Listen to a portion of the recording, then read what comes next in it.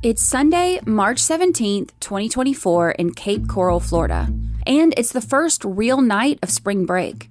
15-year-old Kayla Rincon Miller is doing what countless teenagers do when school finally lets out for the week, convincing her parents to let her stay out a little bit later than usual. After a little back and forth, they finally agree, and it feels like freedom. Kayla makes plans to meet up with her friends at the movie theater before grabbing something to eat afterward. They watch the new Bob Marley movie, and when it ends, the three girls decide to walk to McDonald's. Instead of taking the main road, they cut down a quiet back street behind a shopping center. They're laughing, singing, filming little videos on their phones.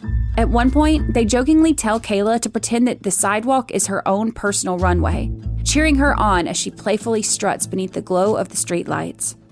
It's exactly the kind of carefree night every teenager hopes spring break will bring. The kind of night you think you'll laugh about for years. Across town, another group of teenagers is having a very different evening. They're driving around Cape Coral making videos of their own. But instead of filming friends laughing beneath the streetlights, they're recording themselves posing with firearms, listening to music, and cruising through the city after dark. Neither group knows the other exists, but at approximately 9:30 p.m. that night, those two worlds collided on a quiet back road behind a shopping center in Cape Coral. Within moments, one teenager will be dead, another will face felony murder charges, and for every young person whose path crossed on that road, life will never look the same again.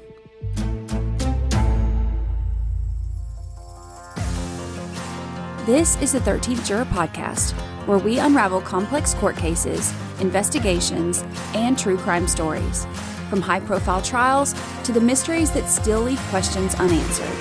We examine the facts, weigh the evidence, and explore the arguments shaping each story, just as the jurors do.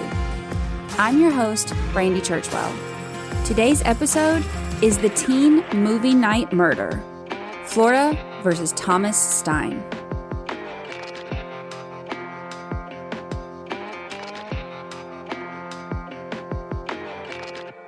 After months of waiting, spring break had finally arrived. For 15-year-old Kayla Rincon Miller, it was supposed to be the start of a fun week with friends. She had made plans to meet up with her longtime friend Luann and another friend, Emma, for a movie on Sunday night. It wasn't anything elaborate, just a movie, something to eat afterward, and the freedom that comes with finally being out of school. Luann and Kayla had known each other since elementary school.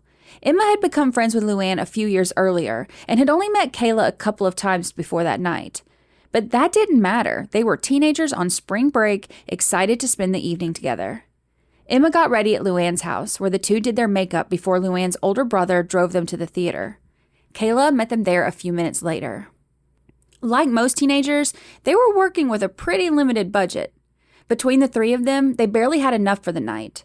So when Kayla got to the theater, the girls did what so many teens have done before them, myself included. They helped sneak her in so that they could all watch the movie together. The girls settled in to watch the new Bob Marley movie, One Love. And when the movie ended a little after 9 p.m., nobody was ready to call it a night. They stepped outside, hung around behind the theater for a while, and tried to decide what to do next. The girls were hungry, and they knew they didn't have enough cash for Waffle House or Chipotle, but there was a McDonald's still open nearby, so they started walking that way. Rather than taking the busy main road, they chose a shortcut, the quieter back street behind the shopping center. As they walked beneath the streetlights, they laughed, sang along to music, and took turns filming little videos on Kayla's phone. At one point, they encouraged Kayla to pretend that the sidewalk was a runway, laughing as she strutted down the middle of the street. They had no idea that those would be some of the last videos ever recorded of her. As the girls walked down that quiet back road, they noticed an SUV coming up behind them. It wasn't flying past them like most cars would. In fact, it slowed down. And as it crept by, Luann and Emma looked over and made eye contact with the driver. He was young, a white male with light-colored eyes and a blonde bowl haircut. There seemed to be at least one or two other teenagers sitting inside as well, but it was really hard to see.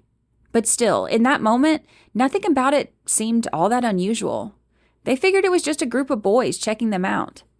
The SUV kept going, and the girls just shrugged it off and kept walking. But then, just seconds later, they watched the SUV make a U-turn. Now it was coming straight back toward them. As it got closer, the driver flashed the high beams. The bright lights lit up the dark road, making it hard to see what was happening. Then, the SUV pulled to a stop right beside them. Before any of the girls could even process what was going on, the doors flew open. The teen boys jumped out and started running toward them. For just a split second, the girls thought maybe this was some kind of prank. Maybe somebody they knew was trying to scare them. And then they saw the guns, and everything changed. One boy ran toward Emma, pointing a handgun directly at her face. Another rushed toward Kayla. The girls started hearing people yell, "Give me all your money, give me all your stuff." In just a matter of seconds, what started as a fun walk to McDonald's had turned into every teenager's worst nightmare. Everything that happened next unfolded in a matter of seconds. Emma found herself staring down the barrel of a handgun as someone grabbed the crossbody bag draped across her shoulder, yelling for her to hand over everything she had. Luann was screaming that they didn't have any money. And Kayla refused to let go of her purse. Inside wasn't much. It was her ID, some lipstick, and the little bit of cash that she had brought with her that night. Just $13. But in that moment, she held on to it. What happened next would become one of the most fiercely disputed parts of this entire case. Witnesses would remember pieces of it differently. Some details changed over time, but everyone agreed on one thing. A struggle broke out, and then there was a gunshot. The sound echoed through the quiet street, and for a split second, Emma thought she had been shot herself. Her ears were ringing, and everything was chaos. People were yelling. She dropped to the ground, trying to protect herself, convinced that another shot was coming. And then she looked over at Kayla. Kayla was lying on the roadway. A bullet had entered her chest. The teenagers who had jumped out of the SUV ran back toward the vehicle. As they climbed inside, witnesses heard someone yell out, "Why did you shoot?" Then, just as quickly as they had arrived, the SUV sped away into the night, and the girls were left standing alone on that dark road. Luann rushed to Kayla's side. At first, Kayla was still awake. She was talking, but she was scared. Luann dropped to her knees and pressed her hands against the wound, desperately trying to stop the bleeding while Emma called 911. As they waited for help to arrive, Kayla asked Luann to call her sister and her grandmother. Within minutes, Cape Coral police officers were on scene. They found 3 terrified teenage girls in the middle of the roadway, one of them critically wounded. Officers began asking questions, trying to understand what had just happened while waiting for paramedics. Kayla was rushed to Gulf Coast Medical Center, where doctors fought to save her life. Despite their efforts, she died from her injuries. What had begun as a simple Sunday night movie with friends had ended in tragedy. Kayla's killers had vanished into the night. Detectives had no murder weapon, no suspects, no names, just a couple of traumatized teenage girls, a description of a silver SUV, and a crime scene on a dark back road. But what they didn't know yet was that this case would become a masterclass in digital detective work. A trail of surveillance cameras, license plate readers, GPS data, and cell phone records would slowly reveal exactly where that SUV had been and who had been inside it. And the first person investigators would identify wasn't someone they ever expected to be connected to a murder. We'll be right back.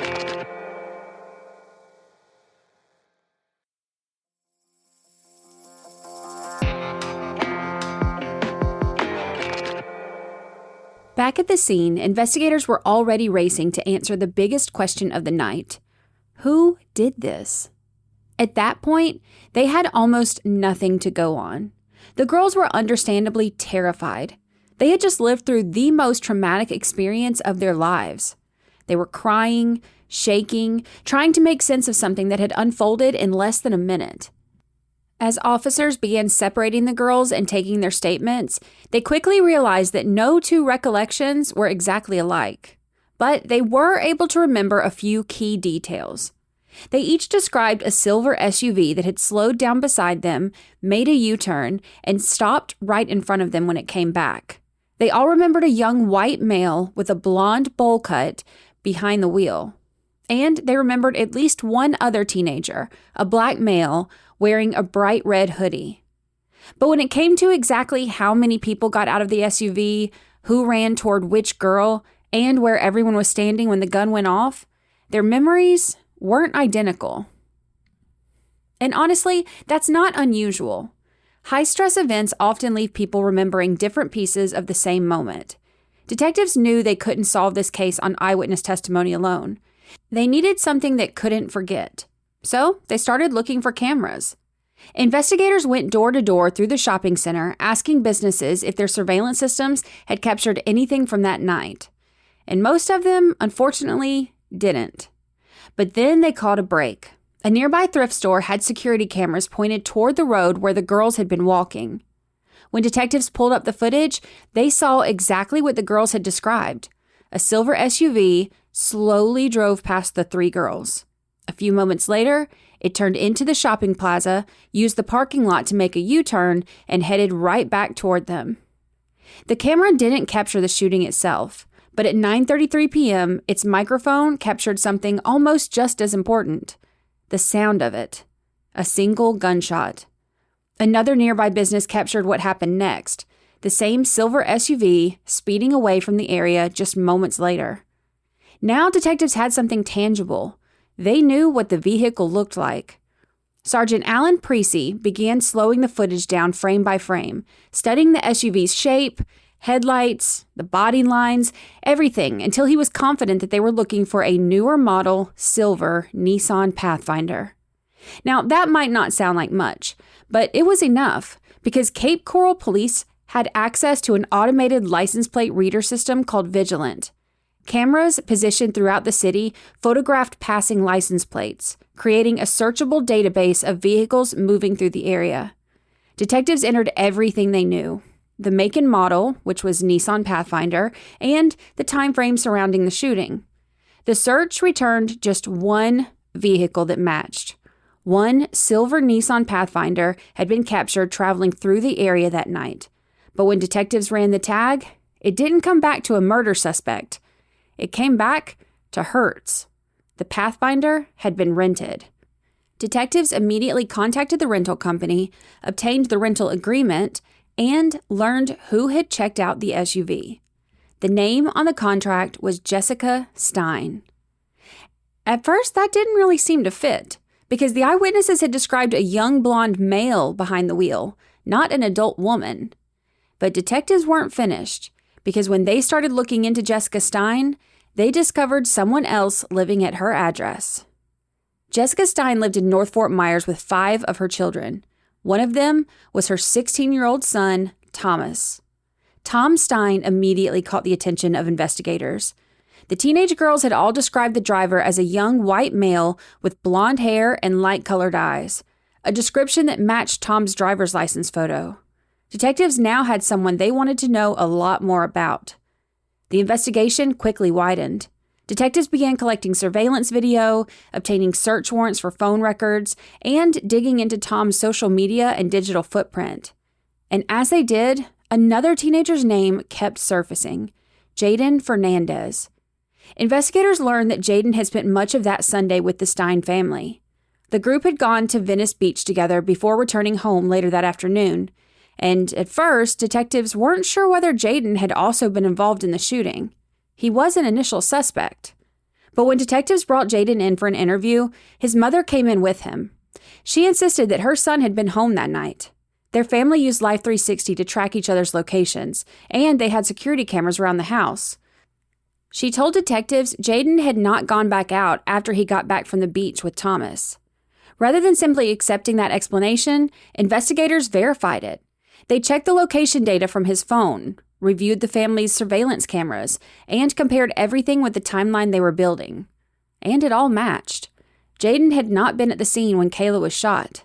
So instead of becoming a suspect, he became one of the investigation's most important witnesses. Jaden told detectives that Tom had picked him up that evening, and he admitted that it was so that he could buy some marijuana from him. Riding with Tom was another teenager that Jaden knew through him, a boy named Christopher Horn.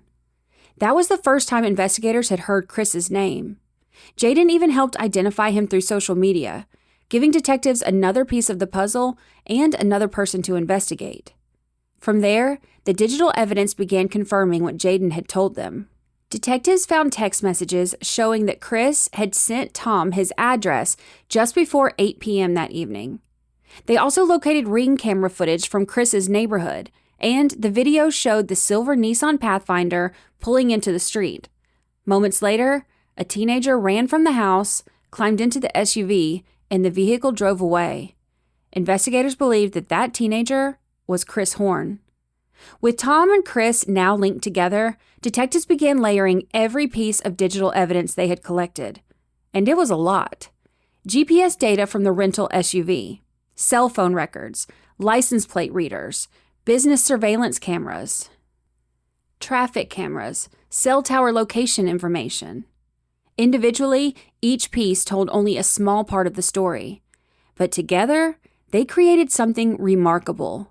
A nearly minute-by-minute map of where that Pathfinder had traveled throughout the night. And according to detectives, that digital trail would place the SUV on the same quiet back road at the exact moment that Kayla Rincon Miller was shot. As detectives continued digging, they uncovered something else that would become an important part of the prosecution's case. Videos. Lots of them. The teenagers had spent much of that weekend documenting their lives on their phones and social media. There were videos from the beach earlier that day, videos of them hanging out with friends, and videos taken just hours before Kayla was shot. But these weren't the kinds of videos that Kayla and her friends had been making as they laughed and pretended the sidewalk was a runway. In several of them, investigators found Tom and Chris posing with firearms while music played in the background as they drove around Cape Coral. One video in particular caught detectives' attention. Tom was holding what appeared to be a Glock pistol. Investigators slowed the video down frame by frame until they were able to make out the firearm's serial number. They traced it back to a Glock 27 that had been purchased by Jessica Stein. They were able to get a search warrant for the Stein home, but by the time they arrived, that Glock was gone. Jessica told investigators that she had kept the gun locked inside a safe in the house, but sometime after the murder, she realized it had disappeared. The gun was never recovered. Investigators couldn't say with certainty that it was the weapon used to kill Kayla, but the videos established something important for the prosecution. They showed Tom and Chris together, armed, and in possession of firearms just before the murder. And when detectives overlaid those videos with the GPS data, surveillance footage, license plate readers, and cell phone records, they believed they had reconstructed almost every single movement the two teenagers had made that night. Arrest warrants were issued for both boys. It took only a matter of days for detectives to arrest Tom Stein. Finding Chris Horn proved to be a little more difficult. By the time investigators were looking for him, Chris had disappeared. Detectives searched for weeks before finally locating and arresting him nearly a month after the murder. And when they did, they discovered that he no longer had the cell phone he had been using the night Kayla was killed. According to Chris, he had thrown it into the Caloosahatchee River the day after the shooting because he knew investigators would eventually trace it back to him. He also admitted getting rid of the .45 caliber pistol he had been carrying that night, telling detectives he threw that into a canal. Despite extensive searches, neither the phone nor the gun was ever recovered. With both teenagers now in custody, prosecutors charged Tom Stein with first-degree felony murder, along with multiple counts of attempted robbery. Chris faced many of the same charges, and if convicted at trial, he too was looking at the possibility of spending the rest of his life in prison. For months, both cases moved forward. Then, more than a year after the murder, everything changed. Chris decided he was willing to cooperate. In exchange for a plea agreement, he agreed to tell investigators what he said really happened on that dark road behind the shopping center. Prosecutors ultimately offered him a plea deal. Plead guilty, testify truthfully against Tom Stein, and instead of facing a potential life sentence, receive a 25-year prison sentence. If he failed to cooperate or wasn't truthful, that deal could disappear. Chris accepted. His account helped prosecutors explain many of the questions that still remained unanswered, and it also became the foundation of the state's theory of what happened that night. By the time the case went to trial in the summer of 2026, prosecutors believed they had assembled a compelling case. They had extensive digital data, social media videos, eyewitness testimony, and now an eyewitness from inside the SUV itself. But the defense was getting ready to tell a different story. They were preparing to argue that investigators had gotten the biggest part of the story completely wrong. And their main piece of evidence, the testimony of the two surviving victims, Luann and Emma. We'll be right back.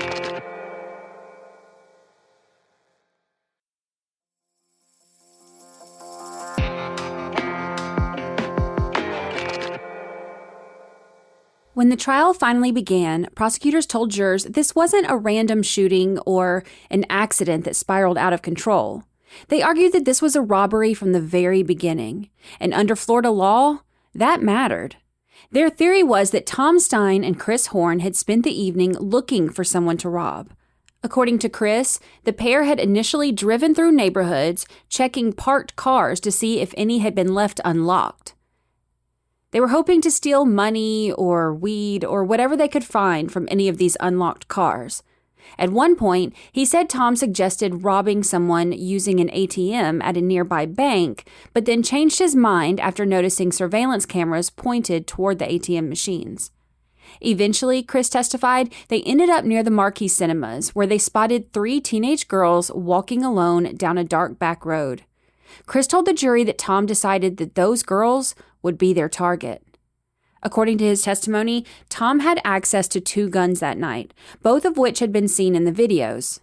Tom was carrying the Glock 27 that belonged to his mother, while Chris carried a .45 caliber 1911 pistol equipped with a laser grip.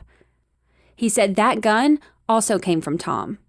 Chris testified that before they got out of the SUV, he even told Tom to unload his Glock. Chris said his own gun wasn't loaded, but Tom chose to leave a round chambered in his. Chris admitted that he jumped out of the SUV, intending to rob one of the girls, while Tom went toward Kayla. He told jurors that as the robbery unfolded, he suddenly heard a gunshot. Then he yelled the words that several witnesses also remembered hearing that night. "Why did you shoot?" Chris testified that when they raced back to the SUV, he was furious. He couldn't understand why Tom had fired the gun, saying there had been no reason to shoot anyone. The argument continued after they arrived back at the Stein house, where Chris said the 2 boys fought over what had just happened. According to Chris, the focus quickly shifted from what had happened to covering it up. He testified that the shirts they had been wearing that night were burned. Tom allegedly got rid of the Glock, while Chris disposed of the .45 caliber pistol by throwing it into a canal. The next day, Chris also threw his cell phone into the Caloosahatchee River because he knew investigators would eventually try to trace it. Prosecutors also pointed to another event that happened less than 12 hours after the shooting. The silver Nissan Pathfinder that investigators had painstakingly tracked through surveillance cameras, GPS data, and license plate readers was returned to Hertz the very next morning. Jessica Stein exchanged it for a different SUV. Now, the state never alleged that Jessica knew what had happened the night before, but prosecutors argued that the timing became another piece of the larger timeline they presented to the jury. The prosecution then turned to the forensic evidence. Although the Glock was never recovered, forensic experts testified that the injuries that Kayla sustained were consistent with being caused by a Glock 27. The medical examiner also testified that the gunshot entered Kayla's chest at close range. And another firearms expert explained that the injury pattern and abrasions were consistent with the slide of a Glock making contact during the struggle. While no expert could conclusively identify the missing Glock as the murder weapon, they testified that there was nothing about Kayla's injuries that was inconsistent with that firearm. When prosecutors stepped back and looked at all of the evidence together, the digital timeline, the surveillance footage, the eyewitness testimony, Chris's account, and the forensic evidence, they told jurors it all pointed to the same conclusion. Tom Stein armed himself, set out to commit a robbery, and during that robbery, Kayla Rincon Miller was shot and killed. And under Florida's felony murder law, prosecutors argued that that was enough. Jurors also heard from the 2 girls who survived that night. Both Emma and Luann took the stand, and through tears, walked the jury back through those final carefree moments before everything changed. They talked about getting ready together, watching the Bob Marley movie, filming silly videos on Kayla's phone, and deciding to walk to McDonald's because it was one of the only places they could afford. Then they described watching the SUV creep past them, seeing it make that sudden U-turn, and then the terror that set in when the boys jumped out with guns. Both girls became emotional as they remembered Kayla's final moments. Luann testified about dropping to her knees, pressing her hands against Kayla's chest trying to stop the bleeding, and hearing Kayla ask her to call her family. Emma described thinking that she had shot herself after hearing the gunfire, only to look over and realize it was Kayla lying in the roadway. Their testimony wasn't just about identifying suspects. It reminded the jury that behind every surveillance video, every GPS point, and every piece of forensic evidence, there was a 15-year-old girl who had left home expecting nothing more than a movie with her friends, and she never made it back. Once the prosecution rested their case, the defense stood up and told the jurors that they believed prosecutors had gotten one critical piece of the story wrong. According to the defense, Tom Stein wasn't denying that he was there that night, and he wasn't denying that he had driven that SUV. He wasn't denying that Kayla Rincon Miller had been shot during a robbery. But what he was denying was that he pulled the trigger. From the very beginning, defense attorneys pointed jurors to what they believed was the biggest weakness in the state's case: the eyewitness testimony. Emma and Luann had been remarkably consistent about some things. Like, they remembered the silver SUV, and they remembered the blonde driver. They remembered the teenager in the red hoodie, and they remembered hearing someone yell, "Why did you shoot?" But when it came to one of the most important questions in this case, which is how many people got out of that SUV, their answers did not necessarily fit with the prosecution's story. And that's because right from the beginning, both Luann and Emma did not describe seeing just 2 attackers. They described seeing 4 or 5. The defense argued that those inconsistencies weren't just minor details that were confused because of a high-stress situation. They were the entire case. Because if there were 4 teenagers instead of 2, then someone else could have fired that fatal shot. Now that became the defense's theory. And to tell that story, they made the unusual decision to call Tom Stein himself to the witness stand. And Tom admitted he was driving the Pathfinder that night, but according to him, the robbery was not his idea.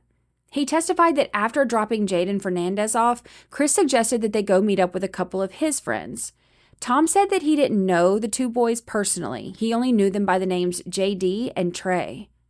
According to Tom, he and Chris stopped for several minutes at a church, a stop that detectives had documented through GPS data and surveillance cameras. Prosecutors argued that the stop was insignificant and that nobody was seen getting out of the car. But the defense argued that it was one of the most important moments of the entire case. Tom testified that this was the moment where JD and Trey climbed into that SUV. And from that point forward, he said there were 4 people inside that car. He described JD as wearing all black and carrying a handgun. He described Trey as wearing red. And as they drove around Cape Coral, Tom said that they saw the 3 girls walking near the movie theater. According to him, one of the other boys claimed that he recognized them and asked Tom to turn the SUV around. Tom testified that he flashed his headlights simply because he didn't want to hit anyone in the dark, and he was letting them know that they were pulling up. Then, he said everything happened faster than he could process. The other 3 teenagers jumped out of the SUV. Tom got out too, but insisted he had no idea that they were about to commit a robbery. He told jurors he never had a gun that night. He never demanded money, and he never shot Kayla. Instead, Tom testified that by the time he reached Kayla, she was already struggling with JD. Then, he heard the gunshot. He told jurors that he was just as shocked as everyone else. According to Tom, the person who fired the fatal shot wasn't sitting in the courtroom, it was JD, a teenager the defense argued investigators never identified, never located, and never seriously pursued. If jurors believed Tom's testimony, then the state hadn't simply identified the wrong shooter. They had failed to identify two people who had been inside the SUV that night. We'll be right back.